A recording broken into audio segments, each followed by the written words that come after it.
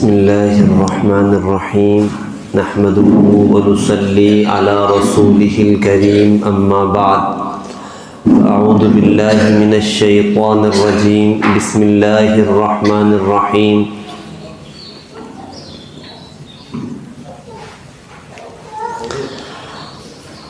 قال النبی صلی اللہ علیہ وسلم من طلب الدنیا حلالا استعفافا عن المسألة سعيا على أهله تعطفا على جاره لقي الله وهو عنه راض ومن طلب الدنيا حلالا مرائيا مفاخرا لقي الله وهو عليه غضبان وقال النبي صلى الله عليه وسلم التاجر الصدوق الامین مع النبیین والصدیقین والشہداء وقال النبی صلی اللہ علیہ وسلم التاجر الصدوق فی ظل تحت العرش او کما قال النبی صلی اللہ علیہ وسلم۔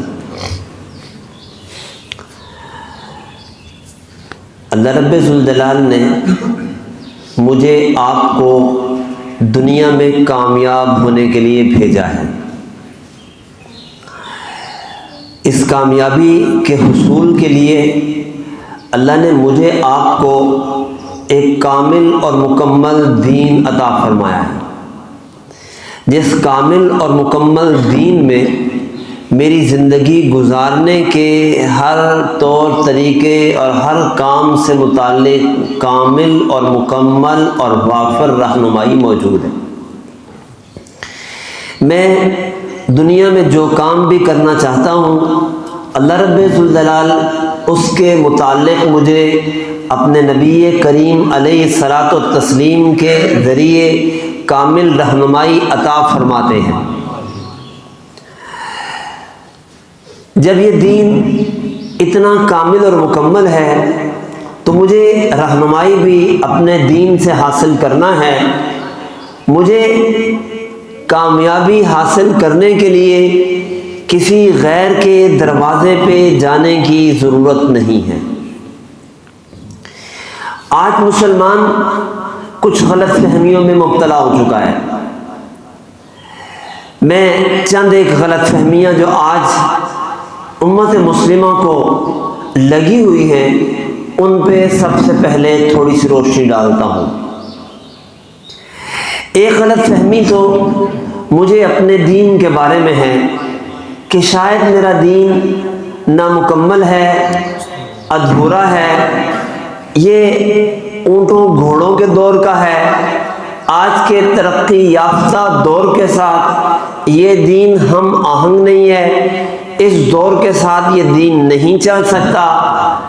آج مجھے اس دنیا میں اگر ترقی کرنی ہے تو مجھے ترقی کرنے کے لیے غیروں کے دروازے پہ جانا پڑے گا، ان سے رہنمائی لینا پڑے گی، کیونکہ وہ دنیا میں بڑی ترقی یافتہ قومیں ہیں تو میں بھی ترقی یافتہ ہونا چاہتا ہوں تو مجھے بھی ان کے پیچھے چلنا پڑے گا۔ یہ آج دنیا کی آج کے مسلمان کی بہت بڑی غلط فہمی ہے۔ نمبر 2، آج کے مسلمان کو ایک بہت بڑی غلط فہمی یہ درپیش ہے کہ مسلمان نے اپنی زندگی کے 2 حصے کر رکھے ہیں۔ یہ مسجد ہے، یہ مدرسہ ہے، یہ خانہ کعبہ ہے، یہ نماز، روزہ، حج، زکوٰۃ، قرآن کی تلاوت، ذکر، اذکار، تسبیحات ہیں، یہ صدقہ و خیرات ہے، یہ سب دین ہے۔ یہ تو میری دکان ہے، یہ میری فیکٹری ہے، یہ میری جاب ہے، یہ تو میری دنیا ہے، یہ دنیا داری ہے۔ میں وضاحت کرتا چلوں، کتاب و سنت میں ہمیں دنیا کا لفظ 2 معنوں میں استعمال ہوتا دکھائی دیتا ہے۔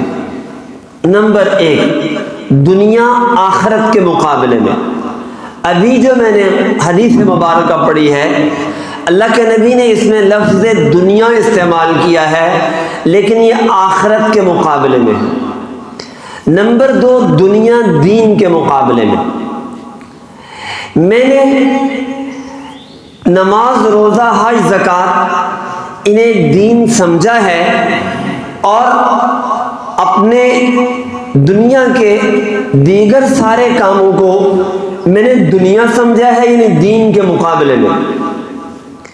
کاروبار یہ دنیا ہے، دین نہیں ہے۔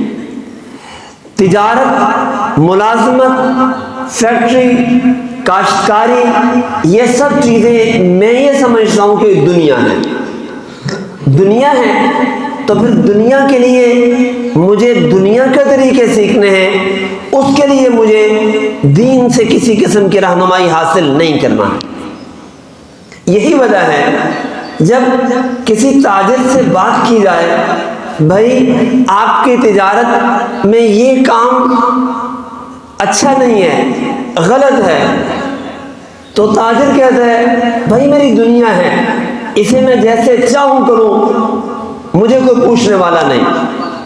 معاف رکھیے گا، میں اپنی دکان کے کسی بھی کام کو اگر غلط یا صحیح پرکھتا ہوں کہ یہ صحیح ہے یا غلط ہے، تو عالم سے پوچھ کے نہیں، قرآن و حدیث سے پوچھ کے نہیں، اپنے مارکیٹ کے رولز کو دیکھ کے، میری مارکیٹ اس کو صحیح کہتی ہے تو صحیح ہے، غلط کہتی ہے تو غلط ہے۔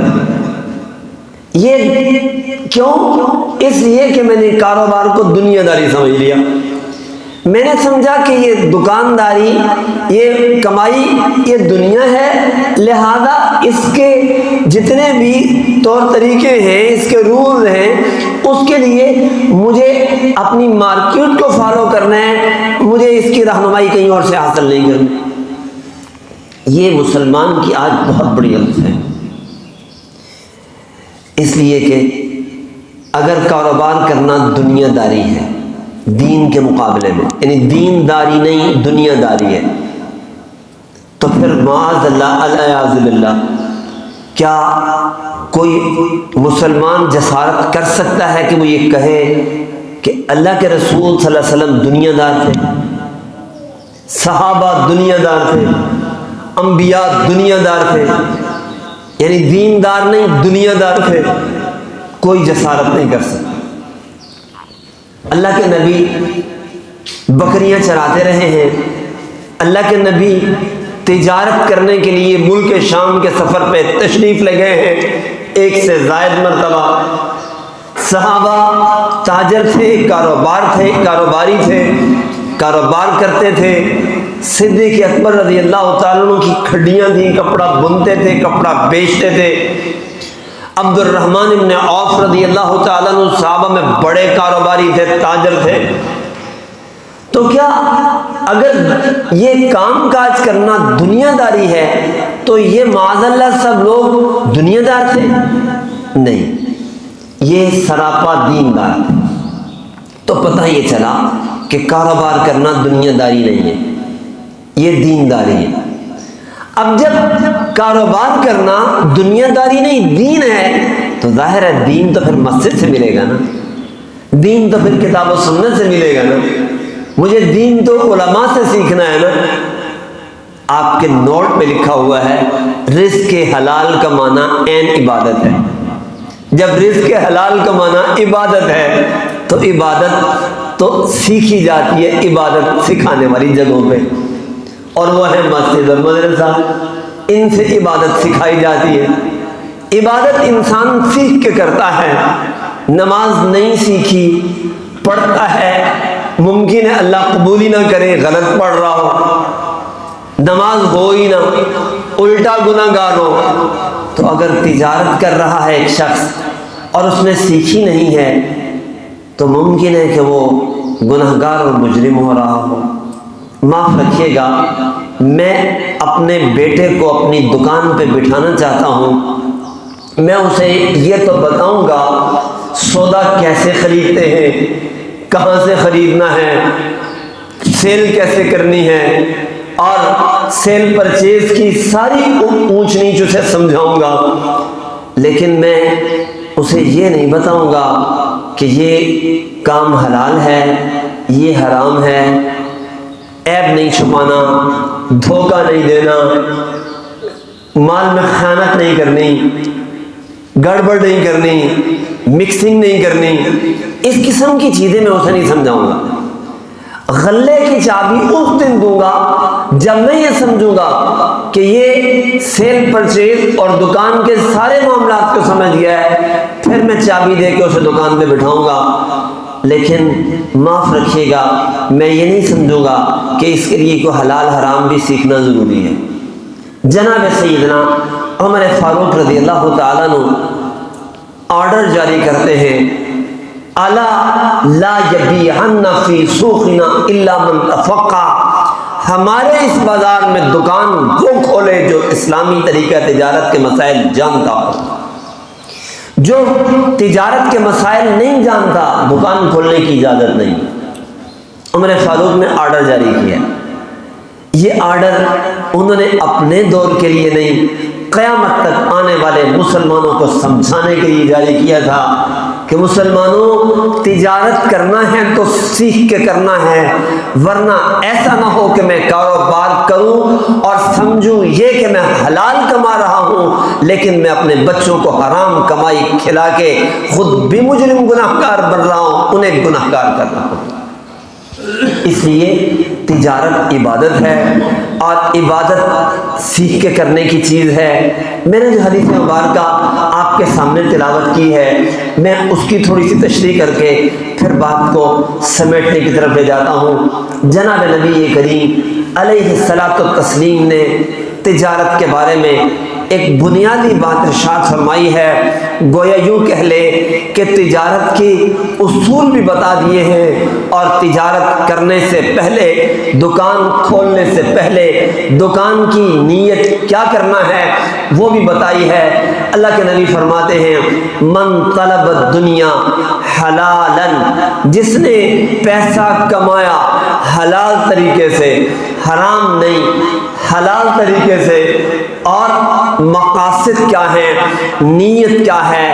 نیت یہ ہے کہ میں لوگوں سے بھیک مانگنے سے محفوظ رہوں، مجھے کسی کے سامنے ہاتھ نہ پھیلانا پڑے۔ نمبر 2، میں تجارت اس لیے کروں گا کہ میں اپنے بال بچوں کو حلال روزی کھلا سکوں۔ میں کاروبار اس لیے کر رہا ہوں کہ میں اپنے پڑوسیوں کا بھی تعاون کر سکوں، ان کی بھی مدد کر سکوں۔ جو شخص ان 3 نیتوں سے کاروبار کرتا ہے، فرمایا لقی اللہ وہو عنہ راض، یہ بندہ قیامت کے دن اللہ سے اس حال میں ملے گا کہ اللہ اس سے خوش ہوگا۔ اور ایک روایت میں وجہہ کل قمر لیلۃ البدر، اس کا چہرہ 14ویں رات کے چاند کی طرح چمک رہا ہوگا۔ کیا کرنا ہے؟ حلال کمانا ہے۔ کس لیے؟ لوگوں کے سامنے بھیک مانگنے سے بچنے کی نیت سے، اپنے بال بچوں کا پیٹ پالنے، ان کی ضروریات پوری کرنے کے لیے، اور اپنے پڑوسیوں، اپنے عزیز رشتہ داروں کی ضروریات پوری کرنے کے لیے۔ یہ تینوں ذمہ داری ہے۔ نمبر 2، من طلب الدنیا حلالا، اب یہ تصویر کا دوسرا رخ ہے۔ یہ دوسرا رخ یہ بھی حلال کمانے والے شخص کا ہے، حرام نہیں کما رہا، لیکن کس لیے کما رہا ہے؟ مرائین، مفاخرن، مکاثرن، یہ اس لیے حلال کماتا ہے تاکہ میں بڑا چودھری بنوں، علاقے میں بڑی کوٹھی ہو، بڑی گاڑی ہو، میرا ٹیکا ہو، لوگ مجھے سلام کریں، لوگ میری عزت کریں، میرا احترام کریں۔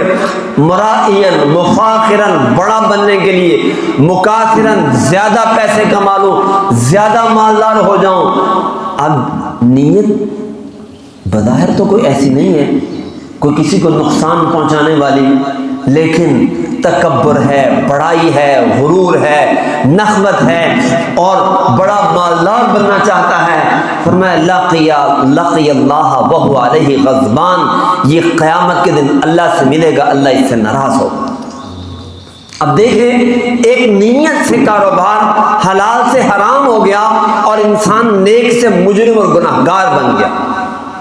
جناب نبی کریم علیہ السلام نے تجارت کے اصول بھی سمجھائے ہیں احادیث مبارکہ میں۔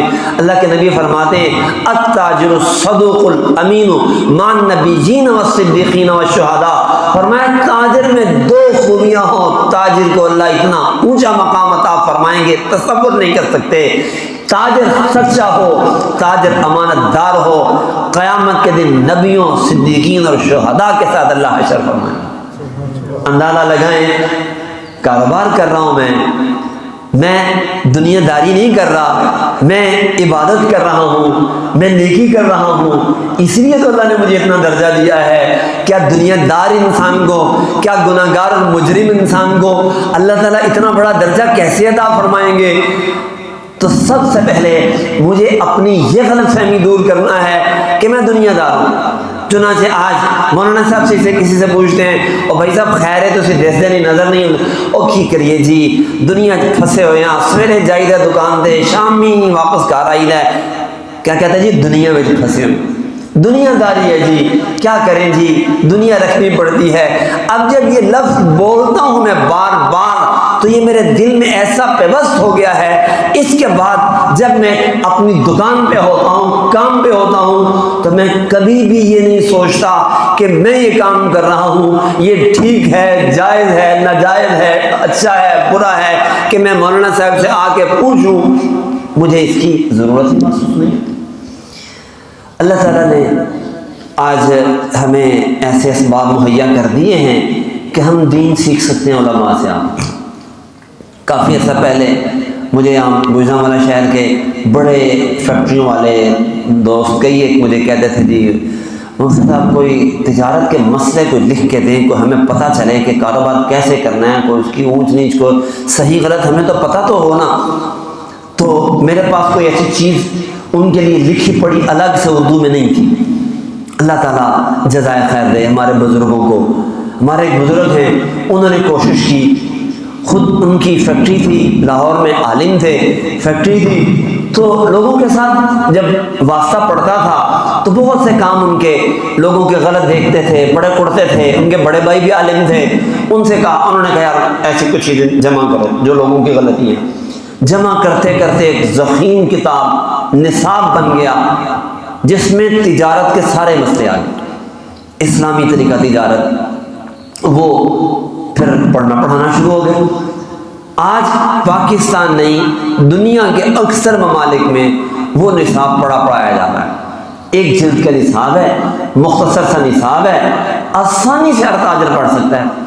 اور میں تو ساتھیوں کو کہا کرتا ہوں کہ یہ تجارت کا نصاب صرف تاجر کی ضرورت نہیں، ہر مسلمان کی ضرورت۔ گھر کا سودا سرف سامان تو ہر ایک نے خریدنا ہوتا ہے نا، پھر بہت دفعہ گھر کی چیزیں زائد ہو جاتی ہیں، اضافی ہو جاتی ہیں، بیچنی بھی پڑتی ہے۔